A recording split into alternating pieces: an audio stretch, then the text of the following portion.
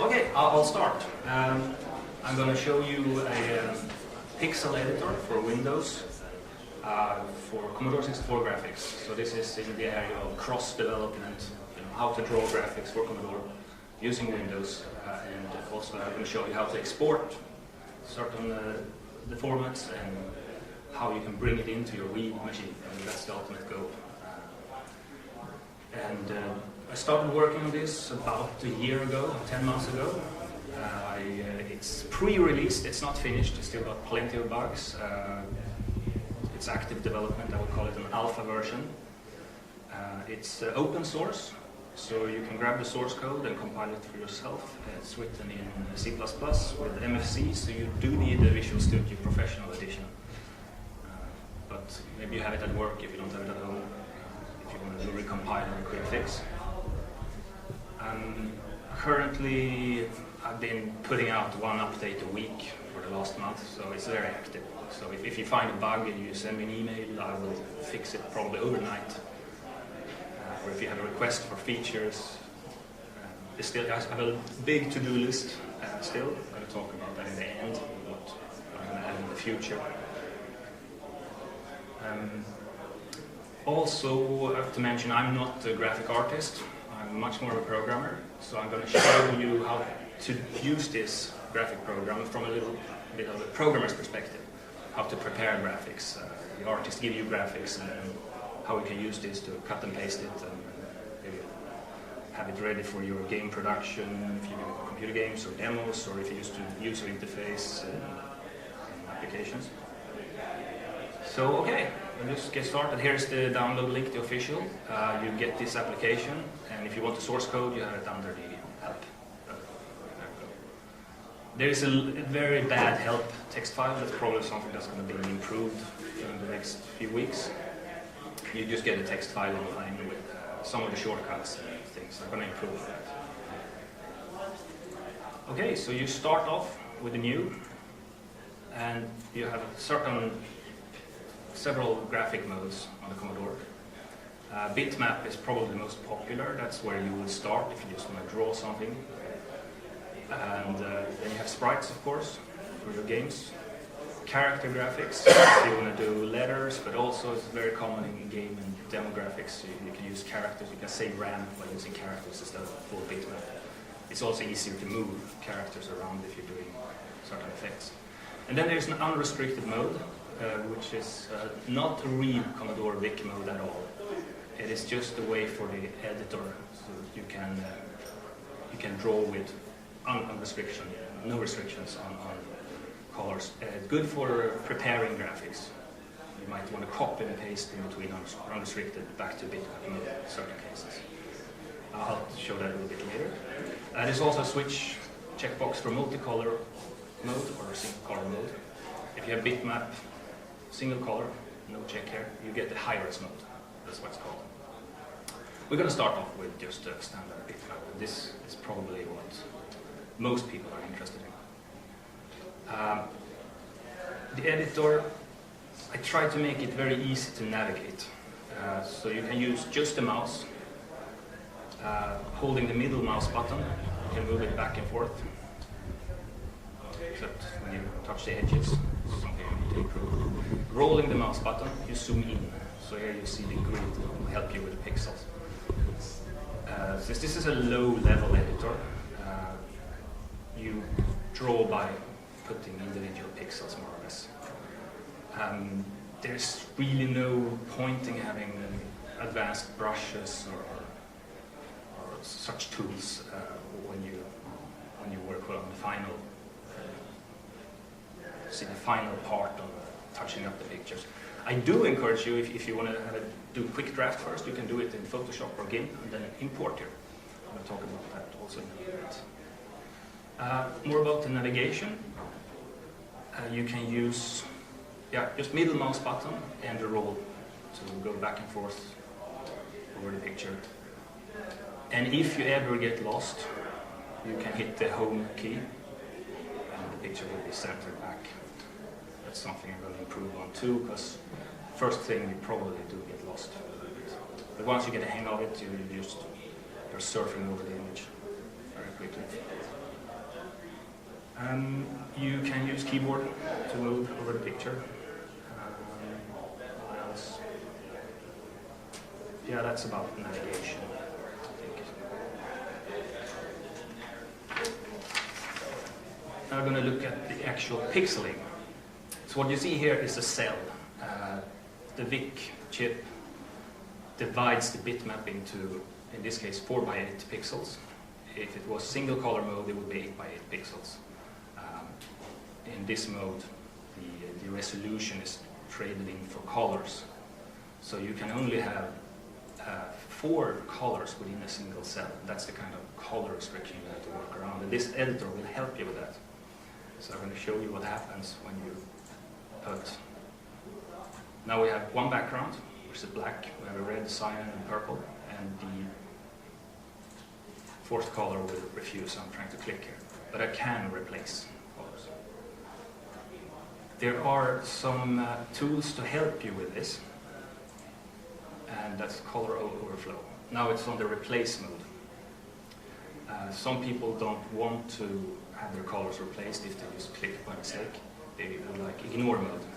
So now if I try a blue here on the red, it won't allow me to replace. So I'll show you again. Now it will. And color selections, you already seen a bit. You have the palette. These are the 16 colors we have. That's it. That's what the VIC chip provide you. You can quickly select colors with a keyboard by using 0 to 9 and A to F. That's the hexadecimal short number for the color. You have 2 colors to work with. The primary is the left click on the mouse, and the background of what you would like your erase color is currently black, but you can pick a second color with it. So you could draw 2 buttons, 2 colors. And yeah, the secondary color has some other features too. I'm going to show you a bit later. One more thing, yes. Picking colors. You can actually pick colors by holding down Shift, clicking something. The color was selected if you want to continue drawing that color. There is one important thing, which is like your best friend here, because you do screw up, you replace colors you don't want to, etc. There is undo and redo. So with Control Z and Control Y, you can step back and forth. That is your very best friend. So you're going to use it a lot, so don't be afraid to screw something up.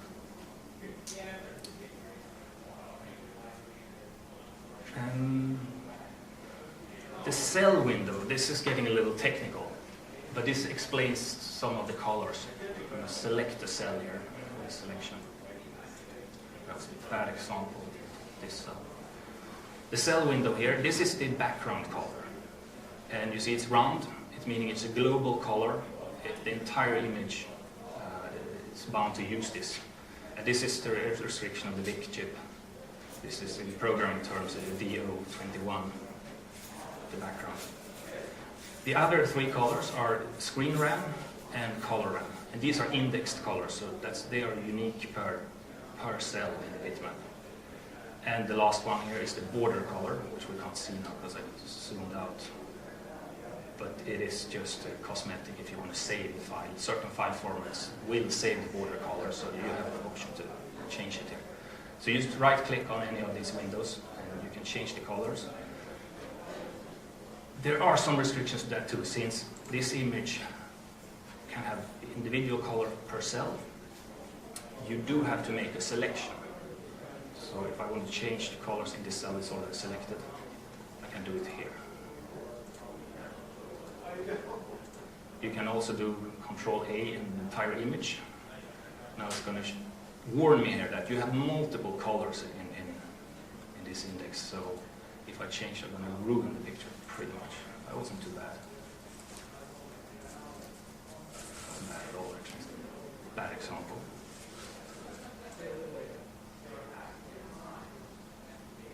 Copy-paste is a very important feature when you're working on graphics. M is for marker. And then you can just use standard Control-C. You have it all in the menus here too, if you need to find the shortcuts. Control-C and then Control-V, and you can paste this in. In this case, you see I also copied the background. Escape key will skip any selection. Let's try it again, and copy it again. And then I'm going to go to Control-Shift-V. And now I masked the background. And the background color, which color is going to be used to mask, is what you have selected as your scrap color. So that's another feature of the secondary color. So, paste. And you do have also, this is full clipboard copy and paste. So my current lost selection here was very, very tiny. Let's zoom this. Picture should be. Yeah, there it is. There is the copy pixels. You can copy and paste in between any paint program, back and forth to Pixcen. Standard clipboard bitmap format. Though be prepared that if you bring in something really colorful and try to apply it to Commodore graphics, brutal color conversions can happen. So the picture might not look like you wished for. It's going to be forced into one of these 16 colors, or some of them, with the restrictions.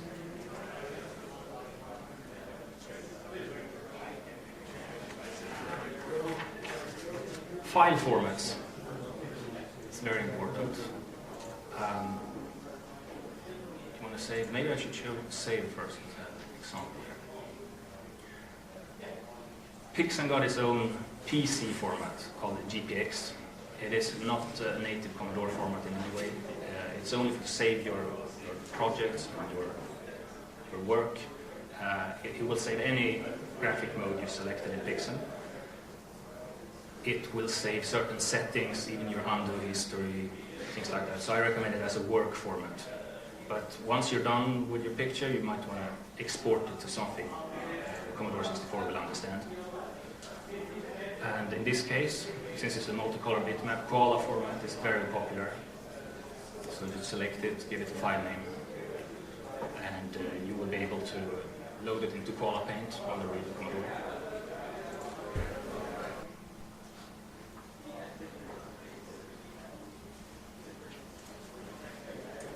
There we go. So, yeah. It opened in the byte emulator.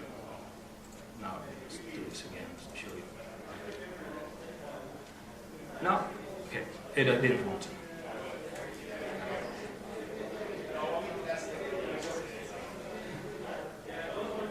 Another very handy feature is the preview window to get an overview of what you're drawing at.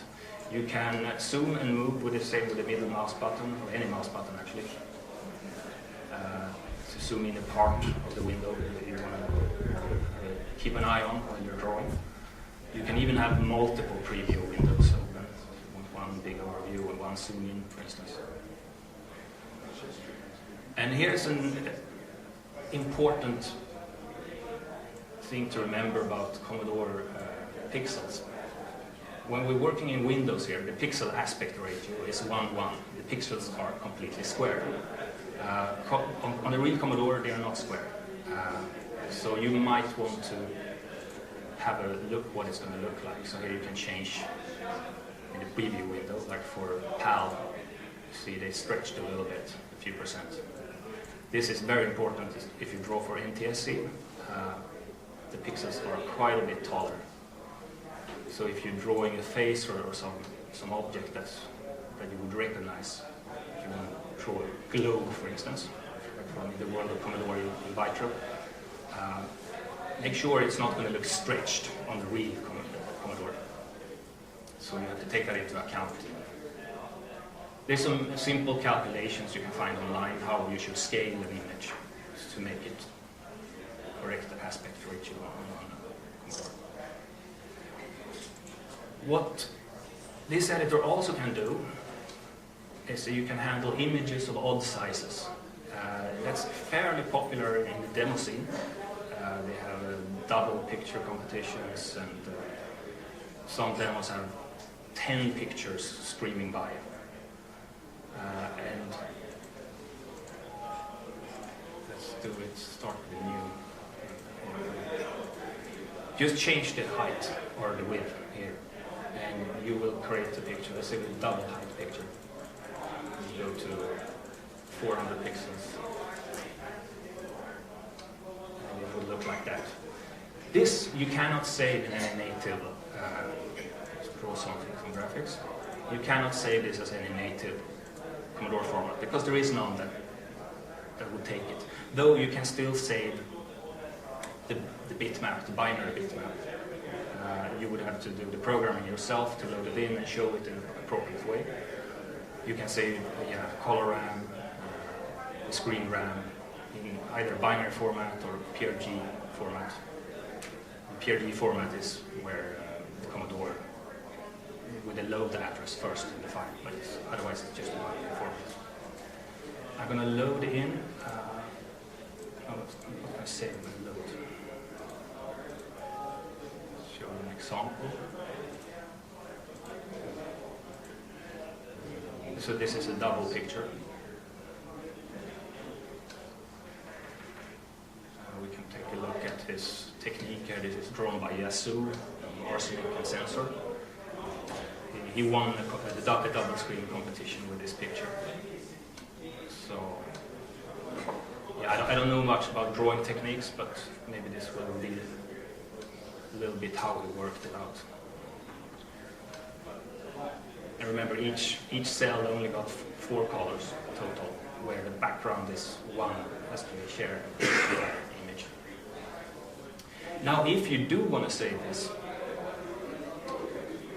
you can save it as 2 individual pictures. So I would do a snap selection here, makes it easier for me. We'll do a select. And if you look at the bottom status bar, you see that I can see how many pixels are selected. Width 160, height 192, that's wrong. 200. There, I got a selection, that should be half the double image. Now I can save this selection. I go to save selection. And koala format should, yes, there it is, it shows up. And I would just select the second part and save it out too, and I have it split up in two native Commodore 64 bytes.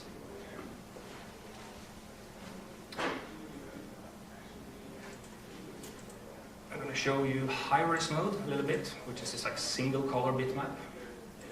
Just uncheck this, and you do get to high-res mode. Selections. As you see now, we have 8 by 8 pixels. Here the color restrictions are even worse. You only have 2 colors per cell. So I draw some white and put the red there, and that's it. I can draw more white within this cell, but the third color would either replace, remember the mode here. There's another mode I can mention, closest color. It will try to pick a color that's already in the cell, not to destroy any current color. It's experimental, but it might be useful. Drawing in high-res mode, it's very close to single color character mode in a way. You have, though you have no D021 background, doesn't apply to high-res mode. Each cell got its own foreground and its own background color. So that gives at least some flexibility. I'm going to show you an image here with permission. It's not drawn in this program, but this is actually the doodle format. So this is high-res mode. So this is, if you're talented, you can actually use the restrictions a little bit to your advantage. This is drawn by Mermaid from Genesis Project. Her name is Vanja Utne, I think it's pronounced. She's really talented with high-res, so I got her permission to show her art. But if you look closely, you see the workarounds she had to do. It's just 2 colors within each cell, but if you look at the final results, it looks pretty amazing.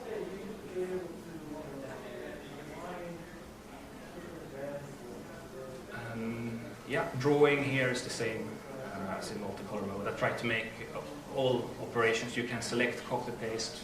Everything is for all modes, so you can move parts of the image around and copy paste if you want to.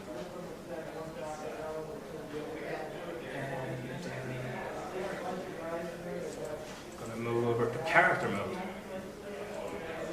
Let's start single color. The default size for character mode, I made it a little bit smaller. Usually if you would draw your own font, you would start here. Same thing with the colors now. Now we have the background color, which is global for the full bitmap. The foreground colors per character, you can still use hologram, so you have one unique foreground color per character. But I'm going to show you, just undo that. You would probably want to draw characters at some point. So with this tool you can copy in the original ROM font. So it's a good starting point if you want to draw your own characters. And it's for fun, I'm just going to show you how I would draw characters. I would start with a shape.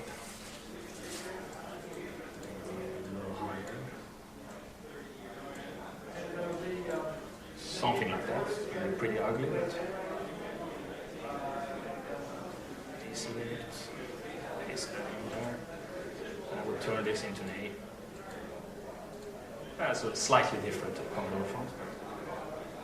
Do the same with B, and with the B, and just continue. There is a selection mode here, which can be quite handy. Auto select cell. So the cell is selected when I just mouse over it. So that makes copy and paste quite much easier. Copy C, paste C. And with the selections, you can also do certain operations. You have flip, and rotate, and even shift.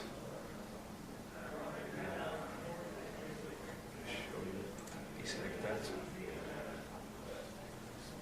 So I can turn A upside down. Flipping it on the other side was not that very much B. I can control or rotate. This you can also do.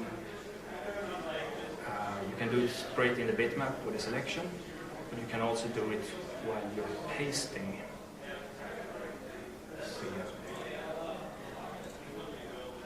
So now I have like a temporary layer when being pasted.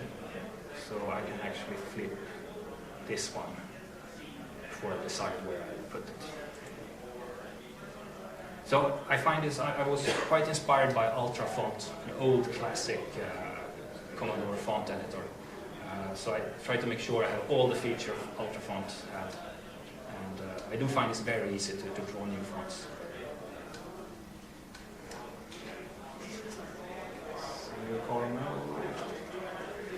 You can, of course, you want to save the font and use it in your game or demo. You would have to go for the bitmap mode here. Let's save this font. Overwrite this one. Replace, yes. And what address in RAM do you want it to load to? Once you load it on the Commodore, let's put the address 2000. It's a very common place to put the font. And done. And now you can move this file over on an SD card or whatever transfer medium to the real Commodore. You will be able to use this slightly broken font I just made.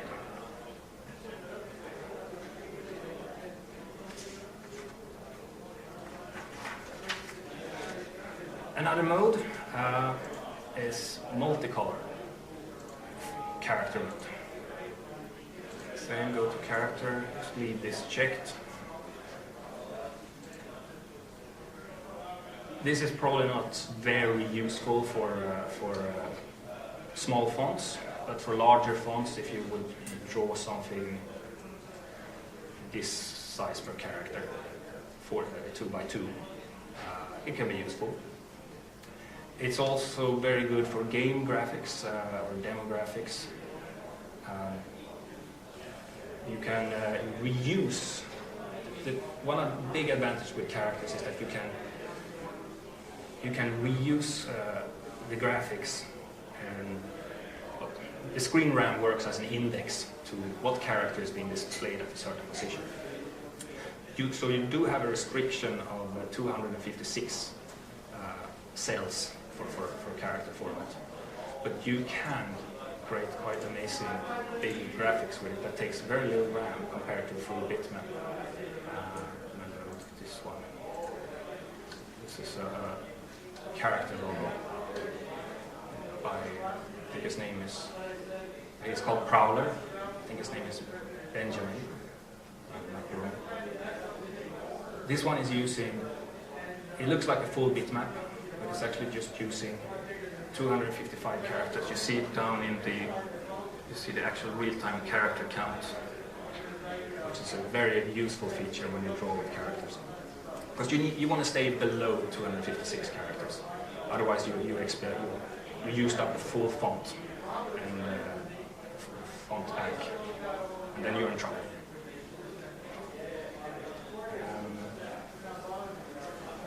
I would like to show you also how to use character mode for level design.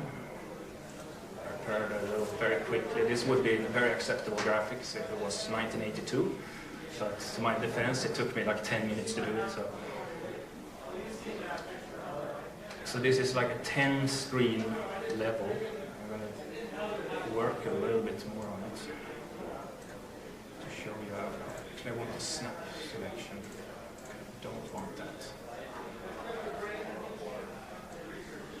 Let's put a new platform here.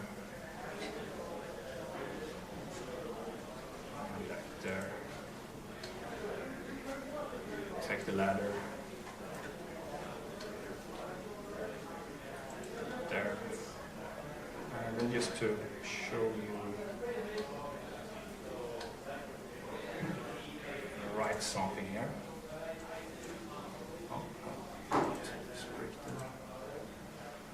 A color that's already T-pug here.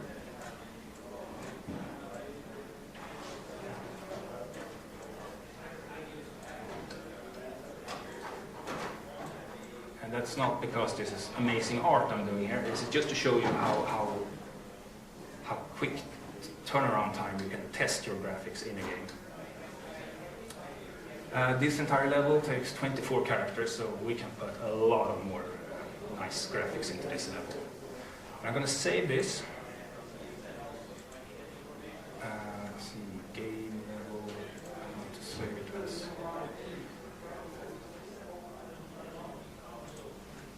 game level. I'm going to overwrite my existing. Yeah. So first saving the screen data, and then I'm going to save the bitmap data. Indexed sharp. That's the one.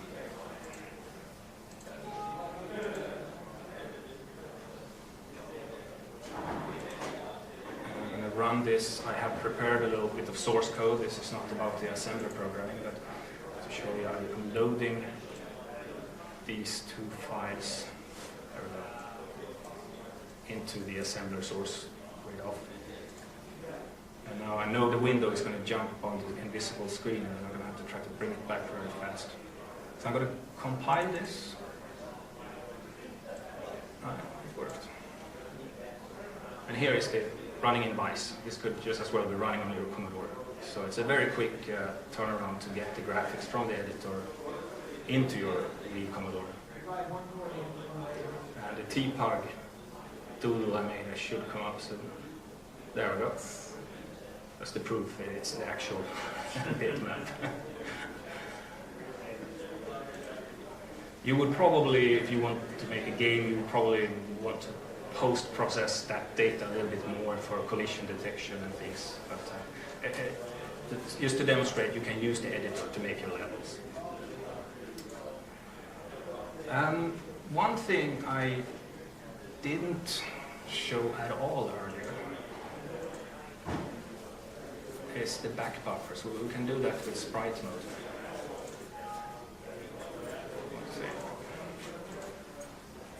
Sprites are, of course, very useful for all your spaceships and Pac-Mans and other effects.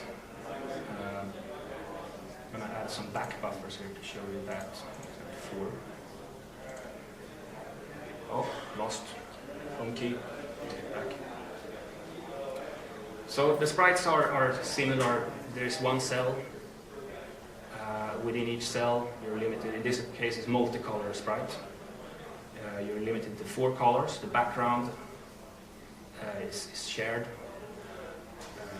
among all the sprites in this image. You have 2 multicolor extra colors. They are also shared among all sprites. The 3rd color is the actual sprite color, and that's the only color that can be unique per sprite. So we're going to draw one here. I want to show you back buffers. And with comma and period on the keyboard, you can switch buffers. Remember, I added 4 back buffers when I created this image. That's 3, and then we have 4. I zoom out, so I can switch if I don't want to do animations. This is essentially 4 different sprite images.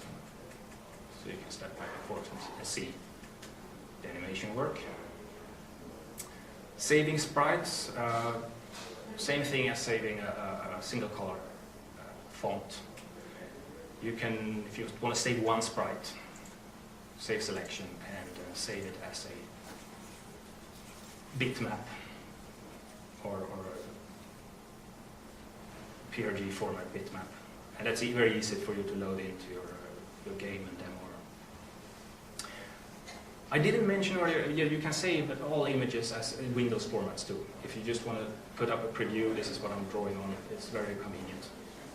You can also load images from Windows formats. If it's, let's say, it's a true color photo, it's going to be severely scrambled and converted.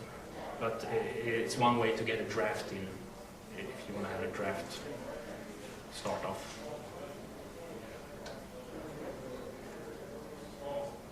I'm going to load you, and show you loading.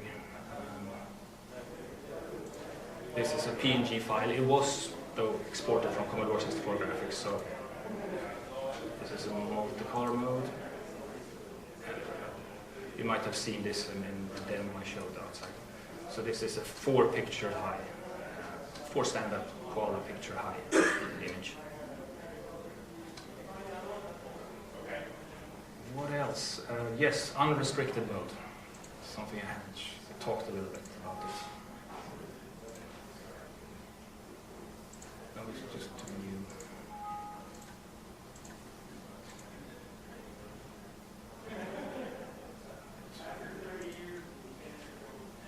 Home key. So it became very small, unrestricted. Anyway, here you're free to use all the colors. So this is an intermediate format for preparing graphics.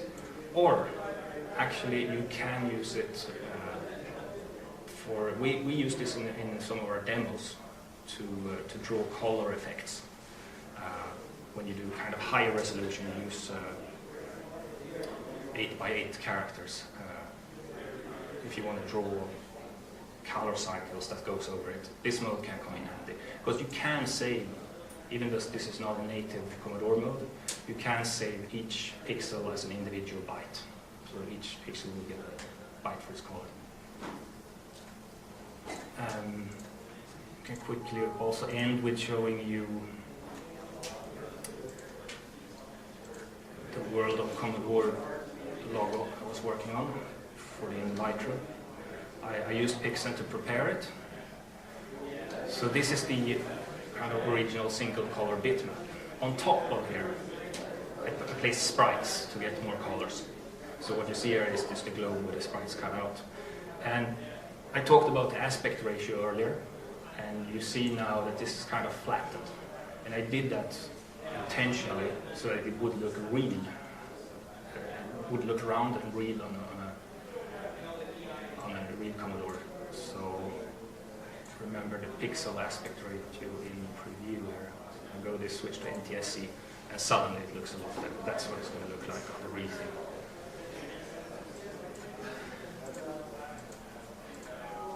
And I can show you the sprites too that went on top. These were put on top. These are sprites put on top of the logo to give the full effect of them. So yeah, that's about it. The future, there's going to be a lot more tools for painting. Lines, ellipses, filling, a few simple brushes. People have requested that a lot. There's going to be a few more graphic modes.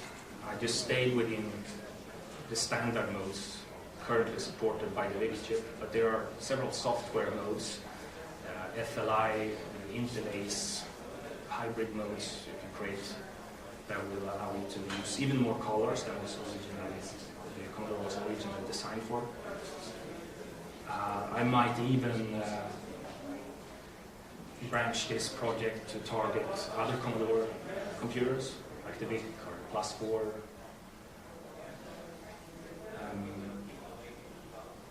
Yeah, that's about it. That's what I come up with. Any questions? Yeah. Do you have any plans for implementing the dithering, like Floyd Steinberger's second dithering, as far as being able to import and paste something from a Windows JPEG? Just paste it right in, have the application automatically do the dithering between the colors automatically? Currently, not now. There's another program called Project One. Okay. It has some really nice dithering formulas. Okay. What I was lacking from Project One was a convenient pixel editor with easy navigation and the standard copy-paste, right. bug-free too, because Project One tend to crash if you do click the wrong button. Eventually, I might look into the dithering. Currently, it works if you import something. It won't scale the picture yet, so you have to pre-scale it to 320 or 160 to 100. But it is just to get it drafting. It is not a conversion tool. Okay. Anyone else? Questions? Complaints? Is this like an open source project? Sorry? Is this like an open source project? Yes, it is open source. It's a GPL license. There's nothing in the about box about it yet. But if you look at the source, I pasted GPL all over. And download the source here, as I mentioned at the beginning. Oh, and another thing, you can, if you start with draw in one mode, you can use switch mode here in the menu. It might be destructive, depends on from what mode you go, if you go to another mode. If you go from, let's say, single color character mode over to single color bitmap, it won't be destructive, but if you go the other way, the picture might get a little bit destroyed.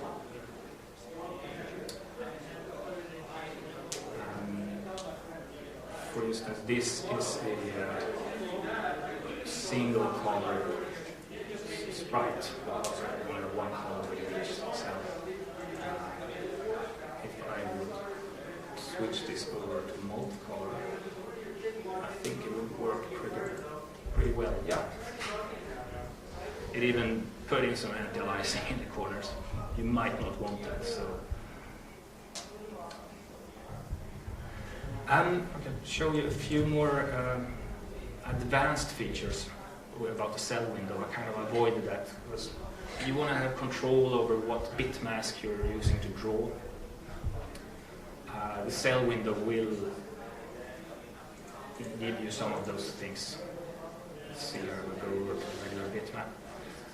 I want to select the full image, and I want let's say the primary color that goes in the color RAM, I want it to be red for the entire picture, because I selected the entire picture. So I forced in red to that one. I can now lock. This is the primary color. This is the bit mask of 1, 1. So that's locked to red. So if I draw with red, it's going to be used all over the picture. A lot of programmers love these features because when they get a picture from an artist, the colors might be all over the place, and they might want to fade colors, run an effect through a certain color field or things like that. So with the cell window, you have a few options to restrict colors, how you use colors, or even move colors around. And I'm not going to describe that too deeply, and it's still not completely finished, but the options will be there. And that's kind of the programmer side to me, adding to the drawing program. All right, done. Thank you very much.